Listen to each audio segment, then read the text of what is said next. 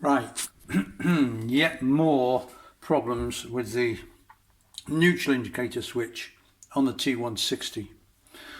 Now, I had a problem with the old switch. They were cheap, they were nasty, they leaked. So I bought a new Fandangle switch, which is this one, which costs a load of money, but said to be way better than the old one. Looks the business, you know. Well, this is what they look like. Looks the business, you know, nice, good quality brass.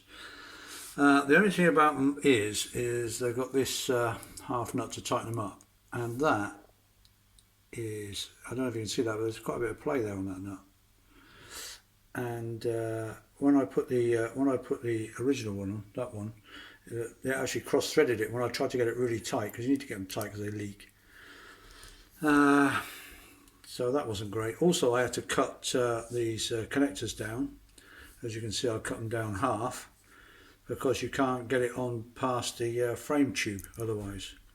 Anyway, I got this in, and then I realised that was rubbish, so I looked for a half nut to replace that. Well, I haven't got a half nut, I've only had a full nut.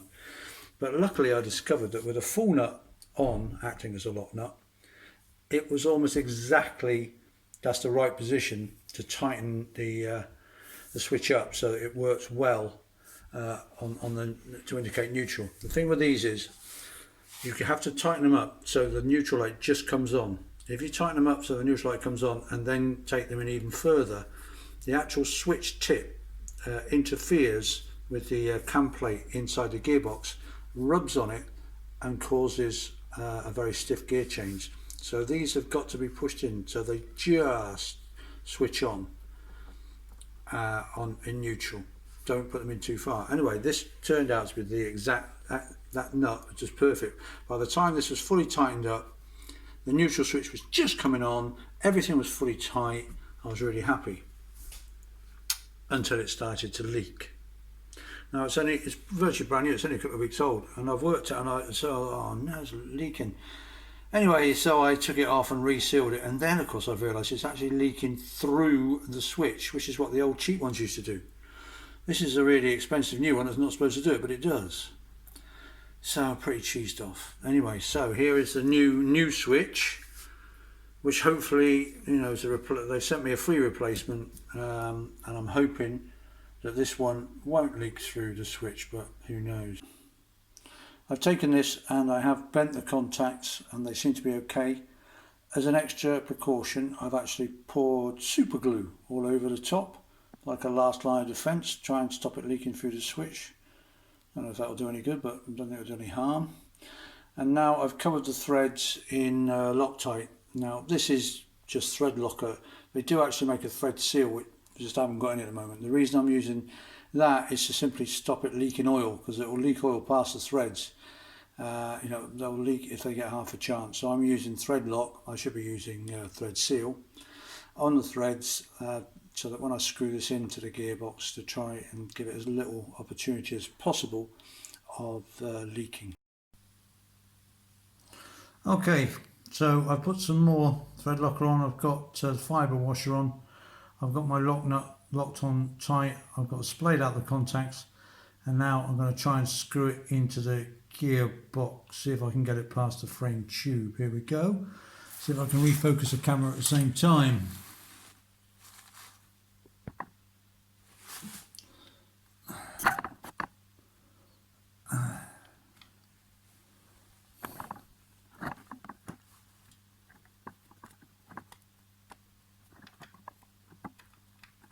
Uh-oh.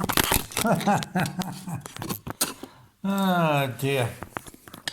Complete chuffing bollocks. And actually I'm very glad I didn't get it in, because of course I forgot to put the pin in first, so it's just as well I didn't manage to screw the little beggar in, because otherwise I'd have to start again anyway. This here is the little pin. The pin has to go in first above the switch, and it's that actually touches. So, and I always forget to put a little beggar in, so I have to push that in. You have to try and make sure it stays up the hole and doesn't fall out, and then screw that in. So all I need is about 4 hands. So I'm not going to do this on camera because it's virtually impossible, but I'm going to shove that pin up the hole, try and hold it there, then start screwing that in, and then hopefully we'll come back on camera.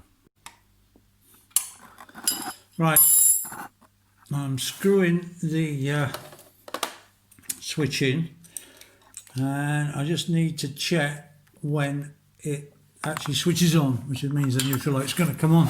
Now you can keep plugging it on, plugging it in and checking the neutral light, but obviously it's easier if you just use a circuit tester like this. So I'm going to touch the contacts, and that's telling me it's not buzzing, so it's not fully home yet, I'm not making contact yet, which is what I'd expect, because I'm pretty sure it does that if it's got a contact. So I've still got about another 6 or so turns on the switch. The camera's in the way, of course. I'll keep putting it up. I'll do a few more. Nearly there. Just test it again, see what's happening. No, still not contact. Got about another couple of turns.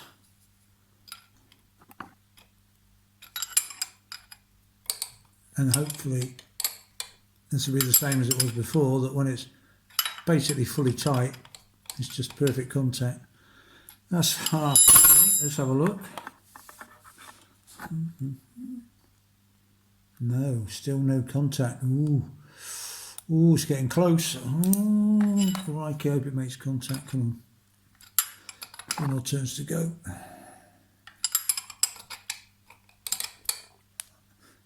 That's because I'm using the full nut. If I was using the half nut, it wouldn't be a problem, but because I'm using the full nut, I've got no adjustment space. And that's pretty tight. Come on. Yes. Phew. So there, which is good, because you only just want it to make contact. Like I say, if you screw it in too far, then it can interfere with the gear change and give you a stiff gear change. So, great. We know we've now got contact. It's almost fully tight. And let's give it half a turn more, get it really nice and tight, so there's hopefully less chance of the damn thing leaking oil. Probably still will, but never mind. There, that should do it. And then I'll get the fiddly spade connectors on, and we should be done. There's the connectors. I'm not going to do them now because I'll only make a mess of it with the camera in the way, but we'll come back when the connectors are on. Right, all done. Now the switch is all connected up. You can see there the green wires, and there's a red wire on the other side. I don't know if you can see it. And all I've got to do now is get this gearbox oil back in the gearbox. All I did to drain it was take the switch out, and then I drain the oil through that where the switch goes, because the actual drain plug is virtually impossible to get to. It's right back there. So I just took the plug out, drained the oil out of it, leant the bike over this way, and so made sure the oil went in there. And I'll put that back in. I'm not putting it back in yet because I want to give the Loctite every chance of drying out, and so creating a good seal before I put the oil in. So I'll leave it for a couple of hours at least. And then we just do quick check, and hopefully we've got a neutral light. I'll turn this light off. Yeah, there we go. Right, yeah, so nice neutral light, and I've got a flashing red light because I've got a special gizmo fitted, so that acts as a ignition light and oil warning light, so it flashes different combinations depending if it's low oil pressure or it's not charging.